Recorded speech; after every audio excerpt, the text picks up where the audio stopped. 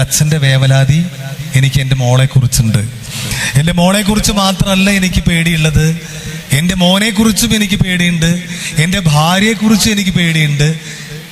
എന്നാ കേട്ടോളൂ, മോളെക്കുറിച്ചോ മോനെക്കുറിച്ചോ എൻ്റെ ഭാര്യയെക്കുറിച്ചോ ഉള്ള എൻ്റെ പേടിയേക്കാൾ അപ്പുറത്തൊരു പേടി എനിക്ക് വേറൊരാളെ കുറിച്ചാണ്. അത് എൻ്റെ അമ്മയെക്കുറിച്ചാണ്. എൻ്റെ അമ്മയ്ക്ക് 80 വയസ്സ് പ്രായമുണ്ട് കേട്ടോ. പ്രായം കൊണ്ടല്ല പേടി, പ്രായമൊന്നുമല്ല പേടി. 80 വയസ്സ് പ്രായമുണ്ട്. അമ്മ ഒരു ക്യാൻസർ പേഷ്യൻ്റാണ്. ഈ ആമാശയം ഇവിടുന്ന് നെഞ്ചിൻ്റെ ഇവിടുന്ന് താഴേക്ക് കീറി തുറന്ന് വലിയ സർജറി ചെയ്ത് ആമാശയത്തിൻ്റെ 90% ആമാശയം ഇല്ല, എടുത്തു കളഞ്ഞു. 10% ഉള്ളൂ. ആമാശയം ഇല്ല. ഗർഭപാത്രം പണ്ടേ എടുത്തു കളഞ്ഞു. പാൻക്രിയാസ് എന്ന് പറഞ്ഞ ഗ്രന്ഥിയുണ്ട്, നിങ്ങൾ പഠിച്ചിട്ടുണ്ടല്ലോ. പാൻക്രിയാസിന്റെ പകുതിയുള്ളൂ. ആകെ 32 കിലോ ആണ് എൻ്റെ അമ്മയുടെ വെയിറ്റ്, തൂക്കം. ഇതൊന്നുമല്ല പേടി. 80 വയസ്സുണ്ട്, ക്യാൻസർ പേഷ്യന്റ് ആണ്, ആമാശയമില്ല, ഗർഭപാത്രം ഇല്ല, പാൻക്രിയാസിന്റെ പകുതിയേ ഉള്ളൂ, ആകെ 32 കിലോ തൂക്കേ ഉള്ളൂ. എന്നാൽ പോലും ഇപ്പോഴും എൻ്റെ അമ്മ വയ്യെങ്കിലും പാടത്തും പറമ്പിലും പണിക്കാരൊക്കെ വരുമ്പോൾ പയറ് നടാനും പപ്പായ നടാനും ഇപ്പോഴും എൻ്റെ അമ്മ എങ്ങനെ ഓടി നടക്കും. അതൊന്നും അല്ല എൻ്റെ പേടി. ആ അമ്മയെക്കുറിച്ച് എനിക്കൊരു പേടിയുണ്ട്. കാരണം ഞങ്ങൾ ജോലിക്ക് പോകും, മക്കള് പഠിക്കാൻ പോകും, വീട്ടിൽ അമ്മ തനിച്ചാണ്. അപ്പൊ ഞാൻ അമ്മയോട് പറയും, അമ്മേ വാതിലടയ്ക്കണം, പുറത്തൊരു ഇരുമ്പിന്റെ വാതിലുണ്ട്, ഗ്രില്ലിട്ടിട്ടുണ്ട്, അതും അടയ്ക്കണം. എന്നിട്ട് അമ്മ വീട്ടിനകത്തേ ഇരിക്കാവൂ, ആര് വന്ന് വിളിച്ചാലും വാതിൽ തുറക്കരുത്. ഈ ഗ്രില്ലിന്റെ അപ്പുറത്തും ഇപ്പുറത്തും നിന്ന് സംസാരിച്ചാൽ മതി. എനിക്ക് പേടിയാണ്. ഈ പേടി തുടങ്ങിയത് എപ്പോഴാണെന്നറിയോ? കുറച്ച് വർഷങ്ങൾക്ക് മുമ്പേ നമ്മുടെ തൊട്ടപ്പുറത്തെ ജില്ല, തൃശ്ശൂർ ജില്ലയിലുള്ള ആൾക്കാരൊക്കെ ഇതിലുണ്ടാവാം അല്ലേ? തൃശ്ശൂർ വീടുള്ള ആൾക്കാരുണ്ടോ? ഉണ്ട്. ആ മോനെ, തൃശ്ശൂർ ജില്ല നല്ല ജില്ലയാണ്. അവിടെ ചാലക്കുടി എന്ന് പറഞ്ഞൊരു സ്ഥലമുണ്ട്, കേട്ടിട്ടുണ്ടോ? നല്ല സ്ഥലം, നമുക്കൊക്കെ ഇഷ്ടപ്പെട്ട സ്ഥലമാണ്.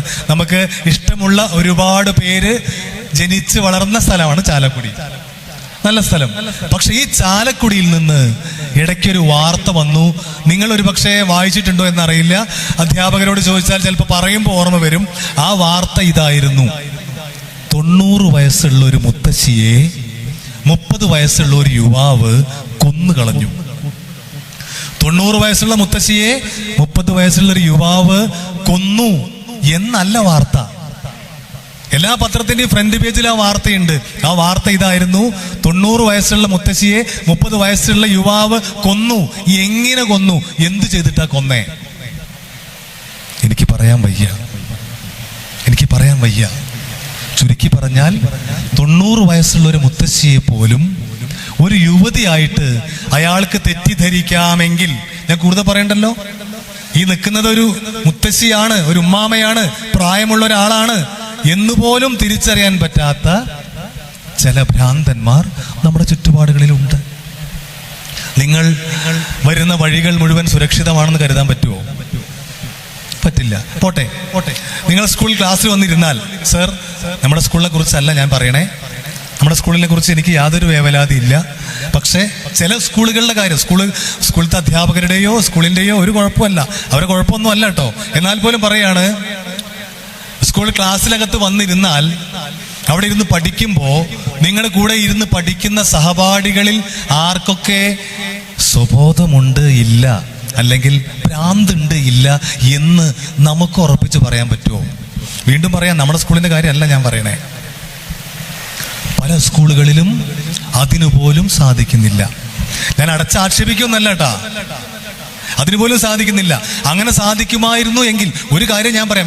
ഞാൻ നേരിട്ട് കണ്ട ഒരു കാര്യം, ഞാൻ പൊന്നാനിയിൽ വർക്ക് ചെയ്യുമ്പോൾ പൊന്നാനിയിൽ നിന്നും കുറ്റിപ്പുറത്തേക്ക് വരുന്ന ഒരു ഹൈവേ റോഡുണ്ട്. മക്കൾക്ക് അറിയുമെന്ന് എനിക്കറിയില്ല. ഒരു ഹൈവേ റോഡ്. ആ ഹൈവേ റോഡിലൂടെ ഞാൻ എക്സൈസ് ഡിപ്പാർട്ട്മെന്റിന്റെ ജീപ്പ് ഓടിച്ചു വരികയാണ്. ഞാനാണ് ഓടിക്കണേ. ഇടതുഭാഗത്ത് ഞങ്ങളുടെ സർക്കിൾ ഇൻസ്പെക്ടർ സാർ ഇരിക്കുന്നുണ്ട്. സാറിന്റെ ഫോണിലേക്ക് പെട്ടെന്ന് ഒരു കോൾ വന്നു, ഒരു വിളി വന്നു. ഒരു സ്ത്രീയാണ് വിളിക്കണേ. ഈ സ്ത്രീ വിളിച്ചിട്ട് പറഞ്ഞു, സാറേ ഒന്ന് പെട്ടെന്ന് എൻ്റെ വീട് വരെ ഒന്ന് ഓടി വരണം. ഈ സ്ത്രീയുടെ നമ്പർ ഞങ്ങളുടെ കയ്യിലുണ്ട്, ഞങ്ങളുടെ നമ്പർ അവരുടെ കയ്യിലുണ്ട്. അത് ഉണ്ടാവാനുള്ള ഒരു അവസരം, ഒരു സാഹചര്യം ഇതിന് തൊട്ട് മുമ്പ് ഉണ്ടായിട്ടുണ്ടായിരുന്നു. അതുകൊണ്ട് എന്തെങ്കിലും ആവശ്യം ഉണ്ടെങ്കിൽ വിളിച്ചോളൂ എന്ന് പറഞ്ഞിരുന്നു. അവർ പറഞ്ഞു, സാറേ എൻ്റെ വീട്ടിലേക്ക് ഒന്ന് പെട്ടെന്ന് ഓടി വരണം. സാറ് ചോദിച്ചു, എന്താ കാര്യം?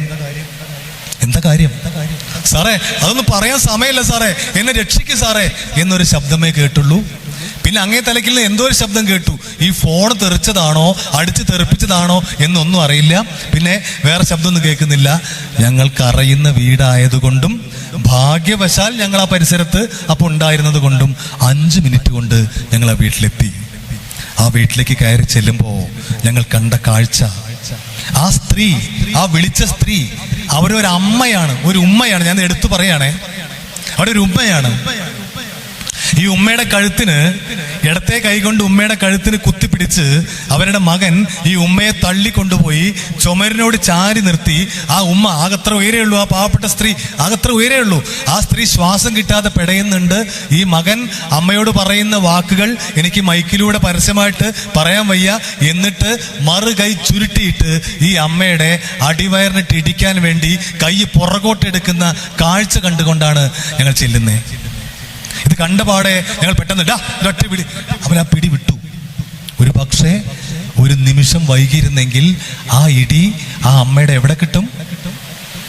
ഇവിടെ ഇവിടെ ഇവിടെ ഇവിടെ അവിടെയാണ് അവൻ കിടന്നേ ഒരു 9.5 മാസക്കാലം. അവൻ മാത്രമല്ല, നമ്മൾക്ക് എല്ലാവർക്കും അങ്ങനെ ഒരു അവസ്ഥ ഉണ്ടായിരുന്നു. നിങ്ങൾ എപ്പോഴെങ്കിലും ഓർക്കാറുണ്ടോ എന്ന് അറിയില്ല. എനിക്കും നിങ്ങൾക്കും നമ്മുടെ ആരാധ്യരായ അധ്യാപകർക്കൊക്കെ അങ്ങനെ ഒരു അവസ്ഥയുണ്ടായിരുന്നു. ഒരു 9.5 മാസക്കാലം നമ്മുടെ ഉമ്മയുടെ ഉദരത്തിനകത്ത് നമ്മളൊക്കെ കിടന്നിട്ടുണ്ട്. നമുക്ക് വേണ്ട എല്ലാം നമ്മുടെ അമ്മ നമുക്ക് തന്നിട്ടുണ്ട്. നമുക്ക് വേണ്ട ശ്വാസം, നമുക്ക് വേണ്ട സ്നേഹം, നമുക്ക് വേണ്ട ആഹാരം, നമുക്ക് വേണ്ട എല്ലാം അമ്മ തന്നിട്ടുണ്ട്. അമ്മയ്ക്ക് വയ്യ, അവർക്കൊന്നും ഭക്ഷണം കഴിക്കാൻ വയ്യ, വായിക്ക് രുചിയില്ല, നടക്കാൻ വയ്യ, ഇരിക്കാൻ വയ്യ, ജോയിൻസ് ഒക്കെ വേദനയാണ്, കിടക്കാൻ വയ്യ, മലർന്ന് കിടക്കില്ല. അയ്യോ എന്റെ കുട്ടിക്ക് എന്തെങ്കിലും പറ്റുമോ, എന്റെ മോൻ എന്തെങ്കിലും പറ്റുമോ, എന്റെ മോൾക്ക് എന്തെങ്കിലും പറ്റുമോ, ചെരിഞ്ഞ് കിടക്കില്ല, അയ്യോ എന്റെ കുട്ടിക്ക് എന്തെങ്കിലും പറ്റുമോ. അങ്ങനെ 9.5 മാസക്കാലം നമ്മളും കിടന്നിട്ടുണ്ട്. ആർക്കെങ്കിലും പരാതി ഉണ്ടോ? ആ സമയത്ത് എൻ്റെ അമ്മ, എൻ്റെ ഉമ്മ എനിക്ക് ഒന്നും തന്നിട്ടില്ല, എന്നെ പട്ടിണിക്ക് ഇടയിരുന്നു എന്ന് ആർക്കെങ്കിലും പരാതി ഉണ്ടാ? ഇല്ലല്ലോ, ഇല്ലല്ലോ, ഇല്ലല്ലോ.